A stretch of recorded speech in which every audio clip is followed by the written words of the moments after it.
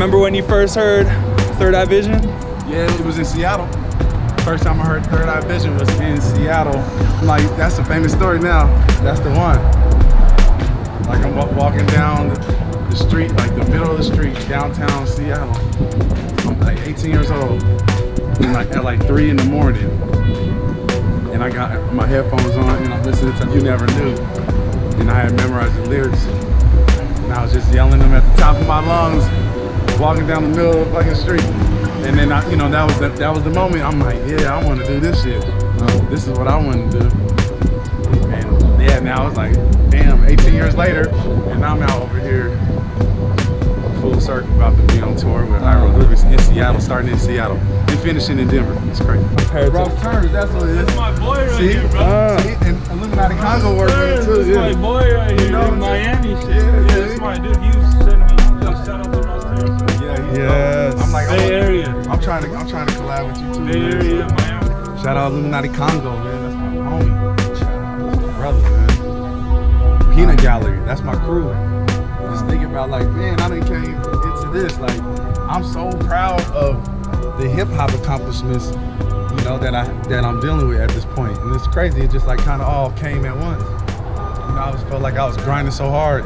And it's like, it's still not like a recognition with the general public and like building a big fan base and all that shit, but it's on like being respected by my peers and like peers that I actually value their respect on a whole nother level, man. You know, just, and even like big roles like Anacron, you know, Anacron's from LA. He's a founding member of the Living Legends too. Nobody knows about him, you know, so it's like them unsung cats all over. That's like who I would always connect to, you know, when I go to breaking events, like in New York or Florida or California. It was like, there's the celebrity b-boys, there's the celebrity cats that everybody knows and they talk about, and then it'd be the cats that don't nobody really know, but be so raw, you know, and bring it and have such a high skill level and so passionate about the knowledge, you know, the unsung. What's up? How many, so since you first started, now where are you as pro? I got like, what is it? Like 7 or 8 records, 8 albums, 7, 8. And I've done like over 1,000 shows. It's just crazy. 20 years, basically 19 years. Yeah. 20 years, you know? Yeah. Yeah, it's crazy. So now I'm like, man, it makes sense, you know, on a certain level to be on a tour with Hieroglyphics. Well deserved. And this is their 20th anniversary of the... It's like 21st, so a year before, yeah. Yeah, so I kind of came in the game late. That's another thing with me in hip hop. Like, you know, a lot of hip hoppers, they was like, they got put on quick. They was little kids and they were hip to the game. Oh, yeah. They go somewhere. Oh yeah, not even. So it's dope that, you know, they came in like that. And I think that's that energy, man. That's what attracted me. I was more into my local hip hop community, you know, like my own story, you know, and building with my own people that I come up with. So that was like kind of my philosophy when it came to making music. Was like, I don't even care about making music with like cats that got notoriety. I just trying to make music with people in my own hood, you know, my own community. Like I said, a few years ago, I started shifting my philosophy around, and you know, basically I kind of like put my ego to the side a little bit, is what it seemed like, and which is like funny because I thought it was the opposite, reaching out to them. It was like, it's all ego thing, but it ended up being like the opposite, where reaching out to them kind of humbled me. And so I started reaching out to some of the cats I admire, and Opio was one of them. And he like hit me right back, like, I'm down to collab. And then not too long after that, shit, like probably half a year, no, less than that, this tour happened, you know? So basically it came to me, this opportunity. So I was like, I know this girl named Jessica Jones, shout out Jessica Jones.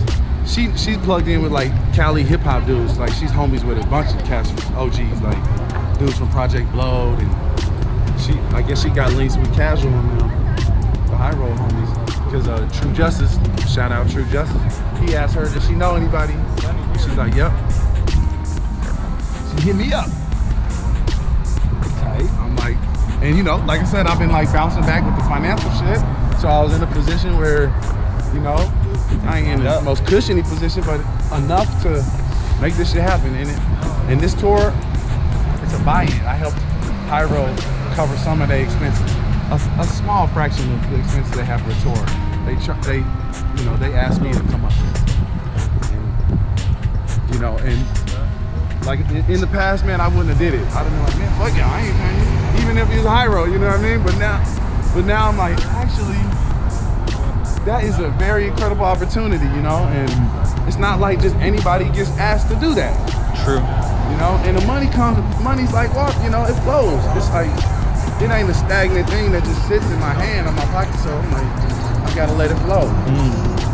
So, yeah. So, this experience we having out here is priceless. And that's the cool thing I'm noticing too about value.